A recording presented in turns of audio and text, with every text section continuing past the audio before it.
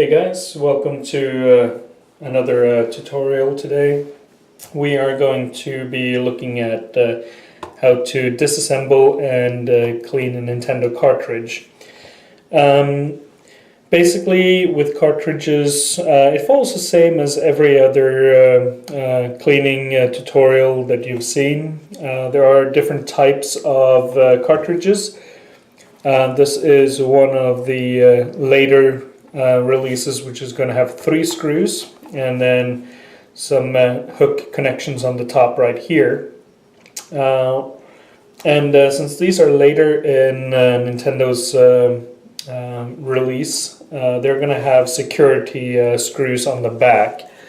So I don't know if you can see that, but it's not like a normal Phillips. It's actually a secure tip. So you do need to buy one of these. You can buy them on eBay. Certain retro gaming stores will have them as well. And I'll put a link in the description down below as to where you can get your own, one of these. But basically, we're just gonna take this thing apart. There we go. So with these, now that the screws are out, all that you do is you just lift them apart, and as you can see here, it's kind of like wedged in there at the top, so you just basically take that out, and it's really simple. Then right here you're going to have the actual game itself. These actually vary in size. Some of them are really small, some of them are really big. But typically the cartridge itself is going to be much bigger than the circuit board.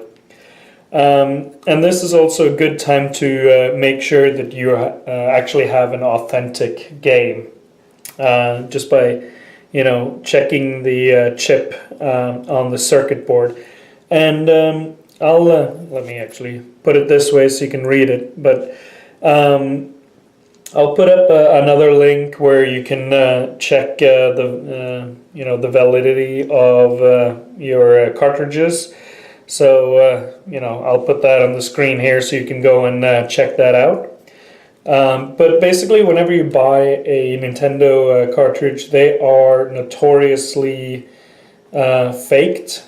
So whenever you buy one, you should always bring a screwdriver and insist on opening the cartridge, just to make sure that what you're getting is actually the game. But anyways, back to the cartridge. So, you got 2 halves. The bottom part, which has the sticker, and not much else. So I'm gonna toss that in the water. Although if you look at the middle section right there, there's a tiny little hole. Someone has poked a hole in the sticker. But I'm not going to have it in water so long. But if you see that, you do not want to put it in the water, because the water will get on the underside of the sticker and it could actually dissolve the glue. As for the front here, you can see right here there's another dent. So I'm not going to put this in the water, also because this has a label. I'd rather do this one by hand. It's going to be a little bit more tricky, but you want to preserve the artwork as much as possible. That being said, though, the artwork itself has a protective, almost like a plastic film on top of it. So if there are no scratches or no dents in this, it can actually take a lot of abuse, because that plastic lining is protecting it. But as soon as you see any kind of like white marks or anything like that, be very gentle, because water will come on the inside and it will actually cause discoloration and so on. Speaking of discoloration, I don't know if you can see this, but there's some interesting shades over here. So it'll be interesting to see if I can get that out. But anyways, we'll take this guy out of the water first. and just clean him with a toothbrush. Here we go. So just take out the excess water from the sticker right here. And I noticed that right here on the tip, let's see if we can get that on focus, but there's a tiny little discoloration right on the tip there. So just take our magic erasers, which are awesome. These are basically like fine grit sandpaper with the cleaning agent. Just rub that over. Just be careful when you use this stuff because it can actually take off stickers, logos, pretty much anything that you put this on will go away. So you want to be very careful with this. And you can also use a little Goo Gone. This is a very high level cleaning agent. And you know, that will also take off pretty much anything that you put it on. So you know, those are the two most powerful cleaning agents that you can have. It's the magic eraser and the Goo Gone. So you know, if that doesn't take it off, then I think the spot is there to stay. So let's see here what we get. There we go. So the spot is still there, but you can barely see it. You can only see it if you're actually looking specifically for it. So we're just going to go over all the little nooks and crannies. This spot right here, your thumb grip, is typically the most dirty because there's a lot of ridges in there and a lot of grime just gets stuck. And also because it's very natural, you know, that's where you put your fingers, so you're going to get that fat residue from your fingers. So there we are. So that's the bottom piece pretty much taken care of. I'm going to put that over there. And see if we can do anything about this discoloration here. I'm going to try some Goo Gone right away. So let's see if... and with the Goo Gone, I have to be very careful not to hit the label, because this will take that glue right off. So just very, very lightly go over it. And keep a safe distance from that label.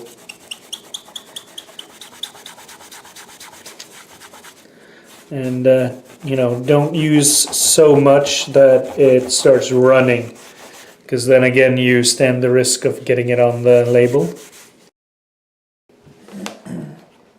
And you can just use the soapy water over here to go into these little nooks and crannies over here with the Q-tip. There we go. So I think that actually looks pretty decent now. There's a couple of spots right here that I'm not quite sure what they are, but they do not seem to want to come off at all. And you know, I could use this and basically sandpaper off the entire texture, but you know, I want the cartridge to also feel authentic as well as look authentic. So I don't want to just sandpaper it completely smooth either. But there you go.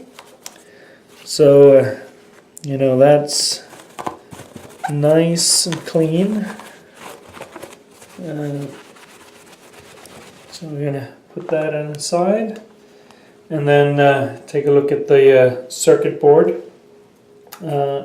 As I mentioned in another video, I like to use just really fine sandpaper. This is 1200 grit, and just go over these contact points ever so lightly.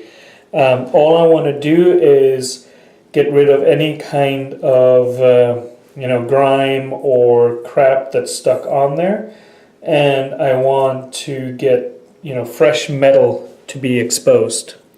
So it's just really easy, real light touches, and just exposing that metal, which will in turn give a better contact with the cartridge slot in the Nintendo, making for a much better reception. So, and I don't use a lot of force. It's basically just letting the paper do the work for me. I don't want to force it. I just want to ever so lightly touch it, like so. And then use some compressed air just to blow any kind of dust away.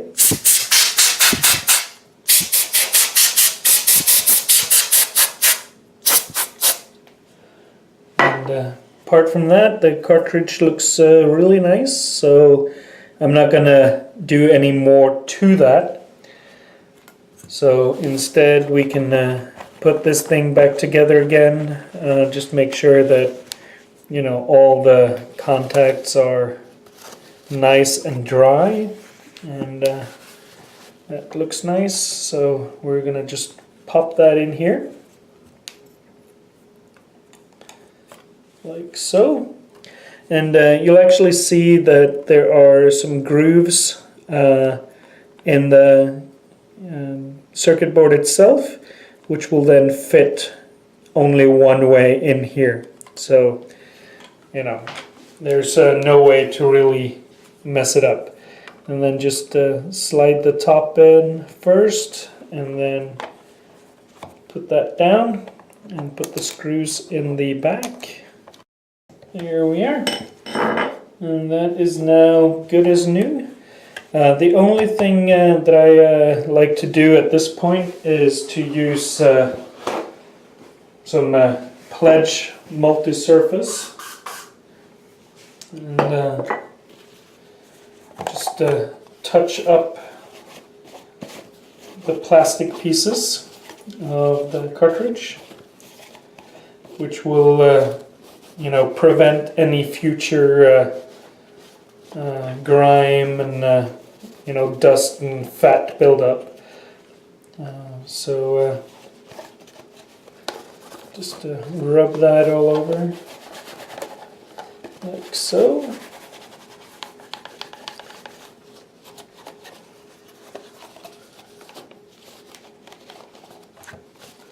And just a little bit more in the back here.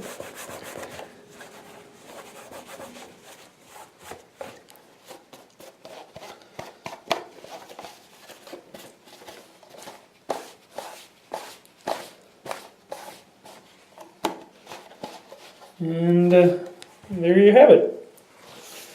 So one more cartridge for the collection. Thank you. And of course, if you have any questions, just let me know in the comments, and I'll see you in the next movie. So thank you again.